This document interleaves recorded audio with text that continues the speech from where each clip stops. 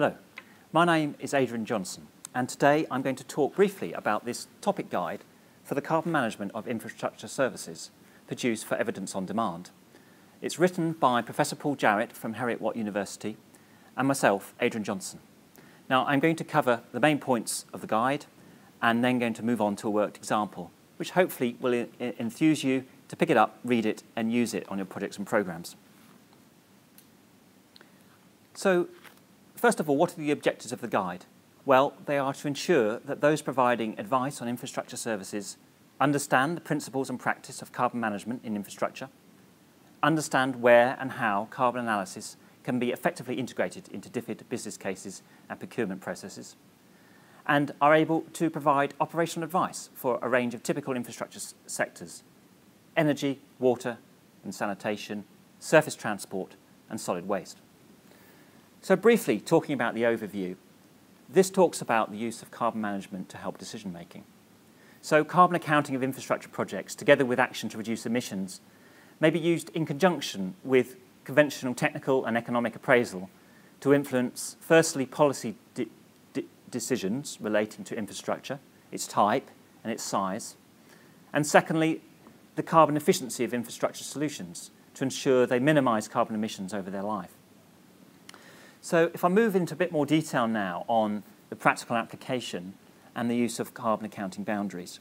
So all infrastructure should be subject to whole life carbon assessment from concept through to disposal.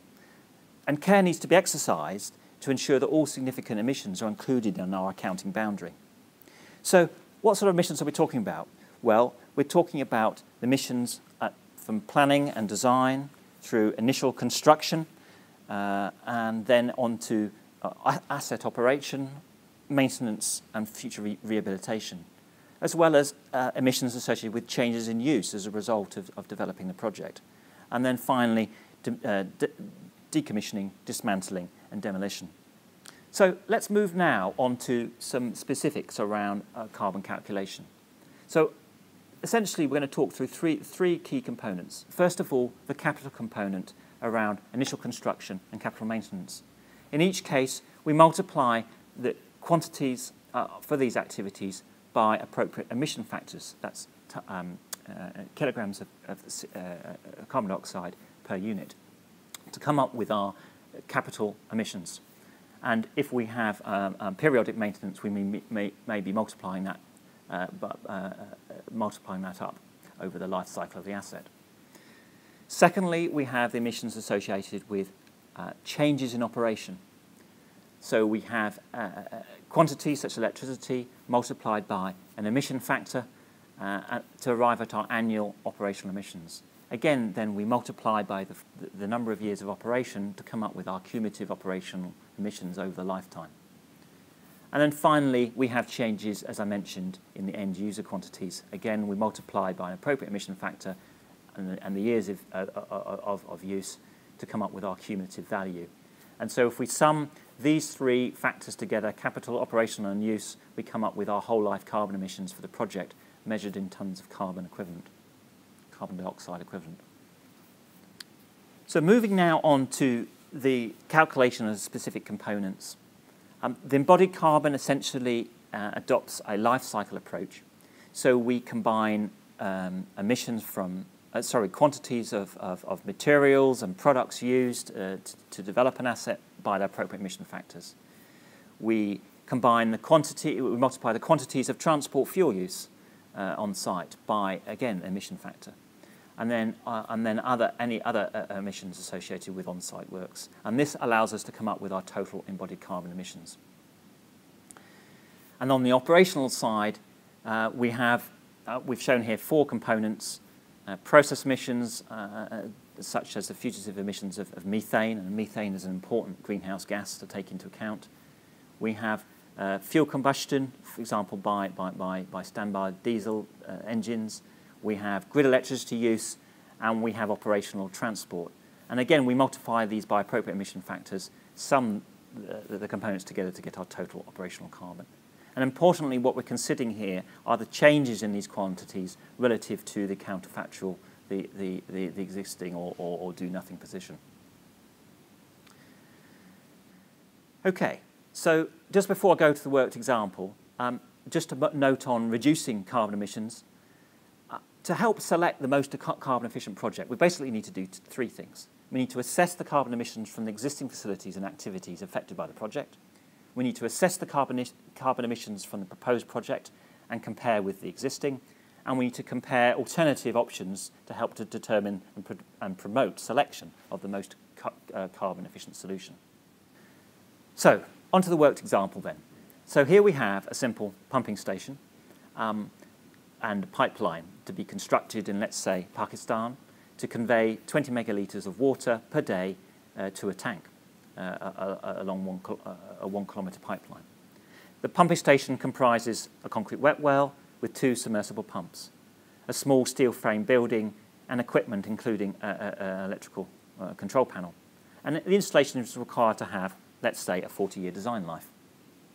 So let me build up now some components of the embodied carbon footprint. So let's start with the groundworks. We need to excavate for the foundations. So we have a quantity, a cubic metre quantity for doing that. We multiply that by an emission factor to arrive at our total carbon emissions for that activity. Now the emission factor in this case is taken from the CESM 3 Carbon Price Book, which is published by the Institution of Civil Engineers, and this contains a range of emission factors for different civil works activities. So let's continue. We have some interlocking steel sheet piles to support the excavation. So we have an estimate of the surface area of those piles and an emission factor to arrive at 49 tonnes of carbon. We then also have to include for the energy to drive the piles, and again we get an estimate of that from the price book and a total carbon value. And then finally we're going to seal the excavation with some blinding concrete. Again we multiply quantity by an appropriate emission factor to get that value. And we do the same thing for constructing the actual wet well in concrete. So we have our grade of concrete and an aggregate. We have a quantity, 54 cubic metres. We multiply that by an emission factor of 419 kilograms of carbon per metre cubed, and we come up with our carbon value of 23 tonnes. We have reinforcement in our concrete, so we need to make sure we know the tonnage of reinforcement, and again this may be in rough terms if at the early stage of a project, and we can come up with our total carbon by multiplying by an appropriate emission factor. And finally we're going to, once we've constructed the wet well, we're going to fill around and compact fill around the structure. Again we can estimate very quickly the quantity, we have an emission factor, and we come up with a total value. So in this slide here, you can see the total list of components of the embodied carbon footprint, which includes what I've talked about, but also includes the below-ground pipeline, the superstructure of the pumping station, such as including the steel work and the block work, and then we've got the access road, and then we have the mechanical and electrical components, the pumps themselves, the valves, the motor control centre, and so on. And we also include a small amount of emissions associated with the transport emissions of transporting equipment such as the pumps that are not sourced within the country. So here we have a summary of the civil works, the pipeline and the M&E structure, M&E components. And as you can see, the pipeline has the largest proportion of emissions, but by some margin. But we need to complete the full analysis. So we go on from the embodied to the operational emissions. And for simplicity, we're just looking at electricity use. So again, as I've explained, we take the total annual electricity use, we multiply it by an emission factor to derive our total carbon emissions. The annual electricity use is determined by multiplying the power rating of the pumps by their hours of operation, by a number of days of operation per year in this case. So we come up with 150 megawatt hours per year. We multiply by an emission factor, which is derived from DEFRA's conversion tables. Annex 10 provides an emission factor for Pakistan, for instance, or you may want to use an in-country value if you have that available. And we come up with our total carbon of 93 tonnes. So let's put everything together. We have our embodied carbon from initial construction, 893 tonnes. We have some carbon from capital replacement. We're going to replace the pumps and mechanical equipment twice in the 40-year period, 25 tonnes of emissions. We have our annual operational emissions. We multiply those by the 40 years of operation to come up with 3,728 tonnes. And then the cumulative emissions of the project over its lifetime are the sum of these components, where we get over 4,500 tonnes of carbon. Okay, so here we have a graphical representation of those results. We have the embodied carbon on the left-hand side, and then the operational carbon showing progressing towards the right-hand side. And as you can see, the operational carbon emissions significantly exceed the embodied emissions, and it's there where we should focus our efforts for carbon reduction. I've superimposed on here then two other options for this project, focused on different diameters of pipeline.